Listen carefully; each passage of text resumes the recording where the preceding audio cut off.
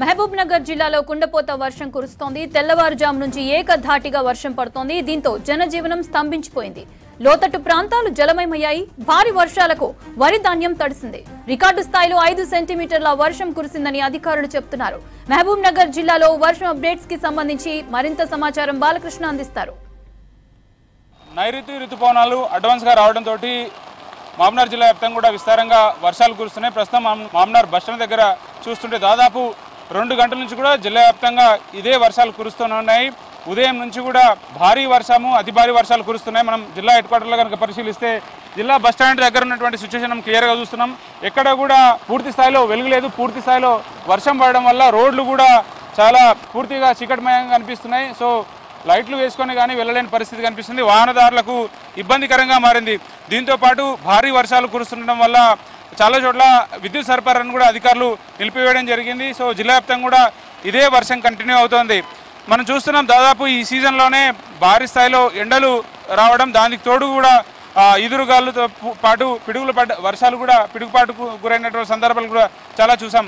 దాని త్వరగానే ఈ సీజన్లోనే నైరుతి ఋతుపవనాలు వేగంగా రావడంతో ఆ ప్రభావం వల్ల వర్షాలు కూడా తీవ్రంగా కంటిన్యూ అవుతున్నాయి. జిల్లా వ్యాప్తంగా కూడా ఇదే వర్షాలు కురుస్తున్నటువంటి పరిస్థితులు స్పష్టంగా కనిపిస్తున్నాయి. ఈ సీజన్లో భారీ వర్షం ఇవాళ నుంచే మొదలైందని చెప్పవచ్చు. ఎందుకంటే ఉదయం నుంచి కూడా ఏకధాటిగా దాదాపు 2 గంటల నుంచి కూడా ఏకధాటిగా వర్షం కురుస్తుంది. ఆ వర్ష ప్రభావం అయితే స్పష్టంగా కనిపిస్తుంది. ఎక్కడ చూసినా కూడా రోడ్లన్నీ కూడా జలమయం అయిపోయాయి. అట్లాంటి వాతావరణం మనకు స్పష్టంగా కనిపిస్తుంది. మామ్నార్ జిల్లా హెడ్ క్వార్టర్తో పాటు చుట్టుపక్కల ఉన్నటువంటి గ్రామాలతో పాటు జిల్లా కేంద్రాలుగా ఉన్నటువంటి నార్కల్, జోగులాంబ, గద్వాల, వనపర్తి జిల్లాలో కూడా ఇదే స్థాయిలో వర్షం పడుతుంది. నారాయణపేట జిల్లాలో కూడా వర్షం కురుస్తుంది.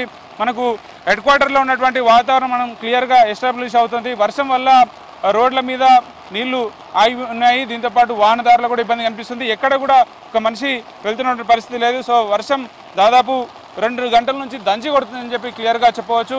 వర్ష ప్రభావం వల్ల రోడ్డు సైడ్ పక్కన ఏవైతే చిరువాపులు చేస్తున్నారో వాళ్ళు కూడా ఇబ్బందులకు గురవుతున్నటువంటి పరిస్థితి స్పష్టంగా కనిపిస్తుంది. ఉదయం 6 గంటల నుంచి మొదలైన వర్షం కంటిన్యూస్గా ఏకదాటిగా కురుస్తూనే ఉంది. ఈ కుండపోత ప్రభావం అయితే స్పష్టంగా కనిపిస్తుంది. వానాకాలం పంటలకు సన్నద్ధమవుతున్న సందర్భం కూడా కనిపిస్తుంది. మరోపక్క యాసంగిలో పండించిన ధాన్యం కూడా రోడ్లకు ఇరువైపులా ఉంది. సో ఆ రైతుల పరిస్థితి అయితే చాలా దయనీయంగా ఉందని చెప్పవచ్చు. ఇంకా కొనుగోలు కేంద్రాల దగ్గర, మార్కెట్ యార్డ్ల దగ్గర ధాన్యం ఉంది. అట్లాంటి ఏరియాలో రైతులు ఇబ్బందులు పడుతున్నారు. ఆ ధాన్యం తడవడం వల్ల ఇబ్బందులు ఎదుర్కొన్నటువంటి పరిస్థితులు స్పష్టంగా కనిపిస్తున్నాయి. సో ఏదేమైనప్పటికీ కూడా జిల్లాలో వర్షం పడడం అనేది ఒక వానాకాలం సంబంధించి అయితే ఒక శుభసూచకంగా భావిస్తున్నారు. ఎందుకంటే వానాకాలంలో రైట్ టైంలో వర్షాలు పడితే రైట్ టైంలో పంటలు వస్తాయనేది ఒక సంతోషకరమైన వార్త అయితే ఉంది. సో ఏదేమైనప్పటికీ కూడా జిల్లా వ్యాప్తంగా కూడా భారీ వర్షాలు కురుస్తున్నాయి. దీంతో అధికార యంత్రాంగం అంతా అప్రమైందని చెప్పవచ్చు. Vote studio.